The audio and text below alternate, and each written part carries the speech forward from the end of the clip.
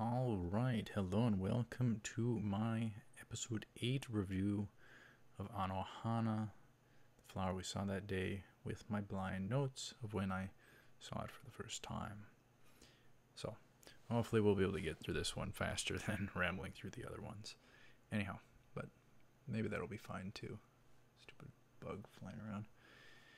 Alright, so Menma's father is credited for the halt of the wish.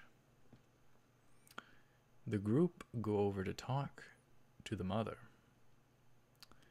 to shift her to their side, to also get the father on their side. But she credits the husband for his stance against it. Then she gets all crazy emotional on them so that they're forced to leave. It's time for them to leave. So she dodged it. She may have purposely dodged it. It almost seemed like that. But maybe she did honestly get emotional on the spot. Who knows? Yukiatsu. This dude. Yukiatsu, he was frustrating at times to watch because of his attitude. It gets irritating that he's irritating. Yukiatsu needs to shut up, for he doesn't want Menma's wish granted either now. That Jintan is placing his pain upon others.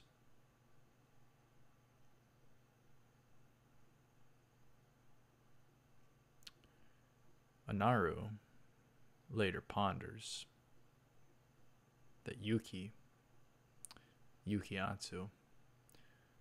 was talking about himself, that he's placing his pain of that day upon others.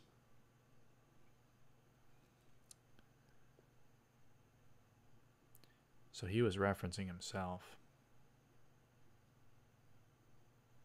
but he was trying to say that of others. Jintan. So it was almost like self-reflection, but deflecting it upon others. Anyhow. And then Jintan, being stupid, wanting to grant the wish on his own, he ponders, there never was a we. There never was a we.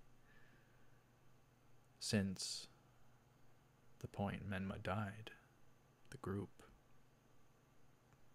was no more. That would have been crazy traumatic and horrible.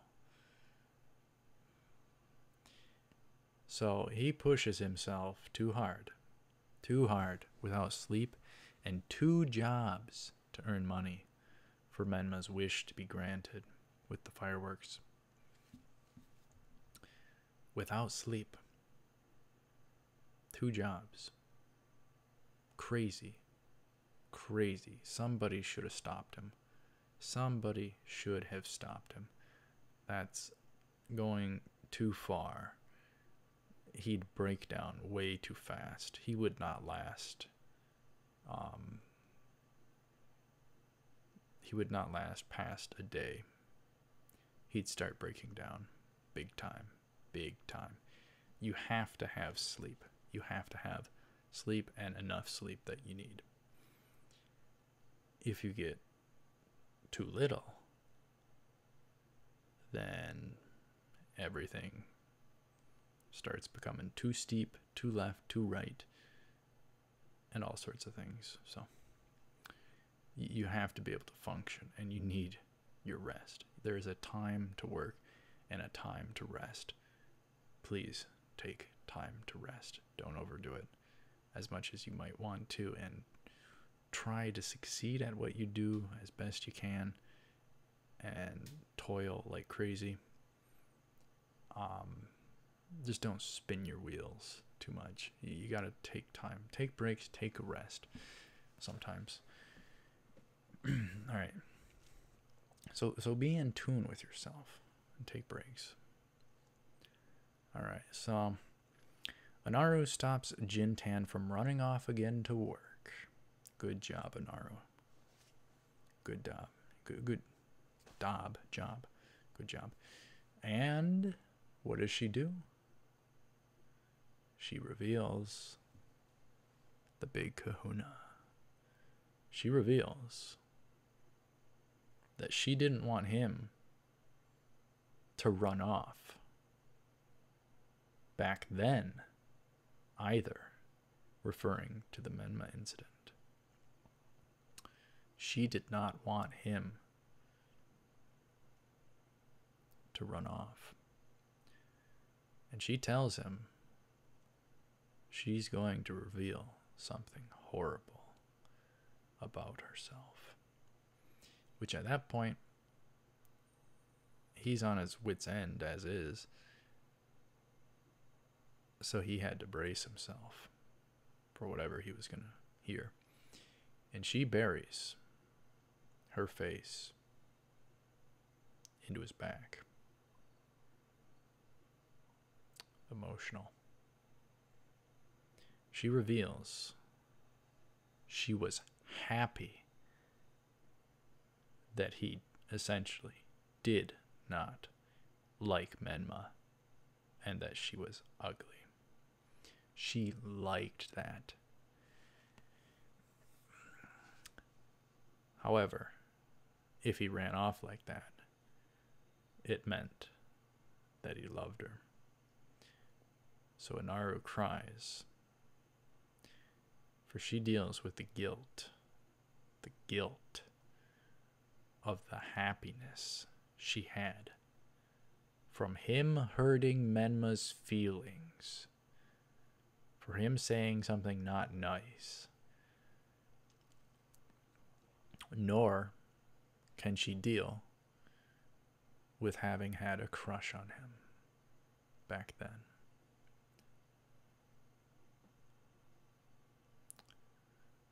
And Anaru revealed her care for Jintan. Jintan kind of just dismisses it and continues on to work. So Anaru calls him out for liking Menma, but granting her wish, she points out, will cause her to disappear once again. But poor Anaru, being left to cry alone. Poor Anaru! Exclamation marks. So here we find yet again, selfishness, human nature, selfishness, and then the accidental guilt from it because of what happened.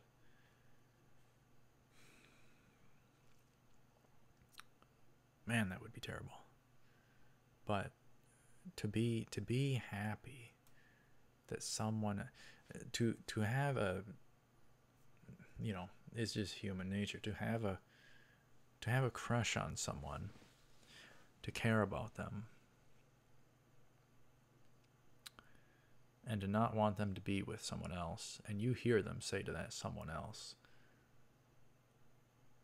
that they'd never, that they don't like that person and that they're ugly. Well, you would, in a sense, feel good about that, because you know there's little chance of them getting together and that you have a good shot. But there's also a terrible bit to that side. You shouldn't feel good about that. You shouldn't feel good about that. And especially given what happened, man, would that make you feel like scum with Menma dying and Anaru feeling so good about what he said. is just horrible. Just horrible. But anyhow, Jintan realizes and ponders Anaru's words that Menma, she'll disappear. She'll be gone. But he knows she wants her wish granted. So he stays committed to it. He breaks down in front of Menma and lies about why he's crying. Menma thinks of his mother and starts crying too. But she tries to comfort him. Now see, Jintan here was being the opposite. As lying ain't good. Lying ain't good. Lying is wrong. But he is being self-sacrificial and selfless to do what someone else wants to be brought about. But Menma is so stinking cute. Menma, you are so cute. So cute. Jintan ponders, if he can solely see Menma, then it is his duty to grant her wish alone. He has to bear it all. So he doesn't want to rely on his friends, his pals, his old pals, his friends. Menma overhears Papo talking of Jintan's individual efforts of work. And Anaru took work off. Menma's brother meets and talks to Jintan about his parents and how they're doing and their thoughts, things like that. Jintan ponders the parents who essentially suffered most with the loss of Menma. Not himself, not all the friends, but the parents. So he's kind of putting himself down and propping others up. He's being a little selfless, which is against human nature. So pretty mature thinking from him here.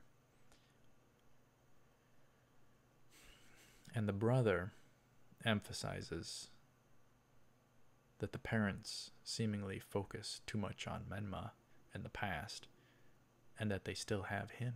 See, there's the problem. They're focusing so much on the past, they're losing the present and the future. They're not living it to the fullest. They're focusing on the past. So at some point, you just have to find peace and move on.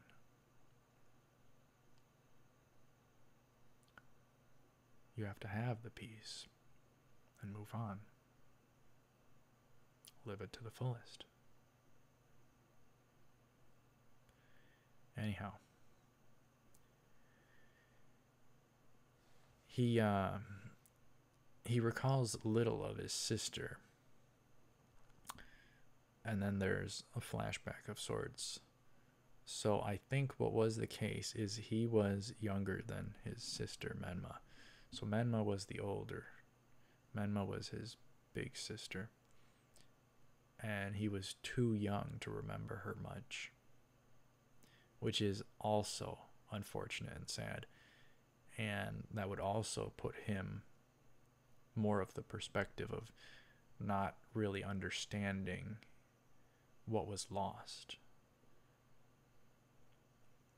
because he didn't even know. He didn't know. He didn't have his memory. He wasn't old enough to know what was had and lost, so it didn't affect him as much. But to know she is gone in the present is still has some sort of weight. But could they make Menma any cuter, really? Question marks. Alright, so Yuki loses it a bit against Jintan, for he wills to see Menma also. He doesn't like the exclusiveness that Jintan can only see her. Yuki Yatsu wants to see Menma. He finds it totally unfair. He wants in on some of that too. He wants to be able to see her. And something like that must have been complete torment for him. If you just watch the anime, you might dislike him a lot, but given the thing here with the note about it, him wanting to see Menma, very, very, totally understandable. Totally understandable. Yukiatsu is totally understandable. Anyone in his shoes would pretty much want to see Menma too, and be upset at Jintan because he can see her. Very understandable, in my opinion. Alright, so Pappo has to restrain Yuki, and Menma arrives. The group starts to believe that Jintan is faking seeing Menma for whatever reason. And I must have got frustrated at Yukiatsu, because I wrote, "Up your nose, Yukiatsu!" exclamation marks. So I got really irritated. But reading the notes, though, you can gather more of their perspective, really, if you go about it just slowly, casually, and talk it through. You can understand these characters, their humanness, which shows you just how well written the characters are. Very good with the characters.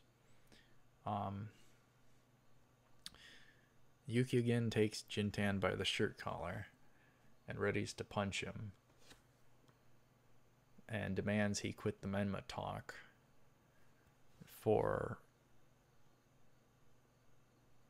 because he believes that Menma wouldn't forgive them for that day. So he's just really not having the peace. Menma drops her diary, and Pappo reads it. Pappo reads within the diary with an Aru, and it says, and this is something, this is a powerful moment, and it reads, "Today, I played with everyone at the secret base. They've all gotten so big. You mustn't fight. The Super Peace Busters are friends forever." Friends forever.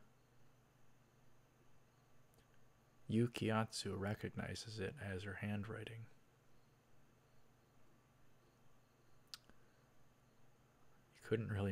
You couldn't really fake that. And Yuki asks, and Jintan confirms, it is indeed Menma. And thus, they become convinced about her not being fake. So it seems the past 2 episodes or so has switched to unconvinced to again convinced about Menma being seen by Jintan. So we got kind of teeter-totter effect. Now, the remaining 2 episodes. Wow, there's only 2 episodes? There's 3.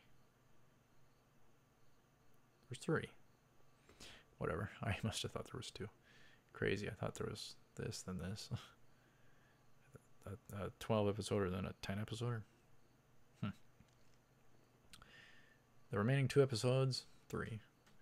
I speculate will it be about them converting, in a sense, to their side both of Menma's parents, with the final episode showing the entirety of what happened that day, the truth of her death, along with Menma's wish being granted and her disappearing for good, allowing them all to be able to move on with their lives without any more grief or guilt. Menma equals kawaii. And that is the end of my review for episode 8. So, did I say what was my favorite moment? Did I say that? Let's go with the diary reading. That was powerful. I teared up to that just reading it. After I read it off, I definitely got it. Today I played with everyone at the secret base. They've all gotten so big. You mustn't fight. The super peacebusters are friends forever. Just the such pure-heartedness and peacefulness of Menma. She's not holding on to it. She doesn't hate them all for the past. Doesn't hate them for dying, even though some of their antics may have led to her death on accident. It wasn't their fault. She doesn't blame them. Such pure-heartedness is so good and beautiful. So good. So good. Anyhow, so the diary reading reveal was my favorite moment of the episode, I suppose. So anyhow, let me know your thoughts on the episode and your favorite moment, perhaps. Next time is episode 9 of my review, and I think I'll hold off until another time. So thank you very much for watching. Stay tuned for more. I will see you up ahead. And as always, take her cool.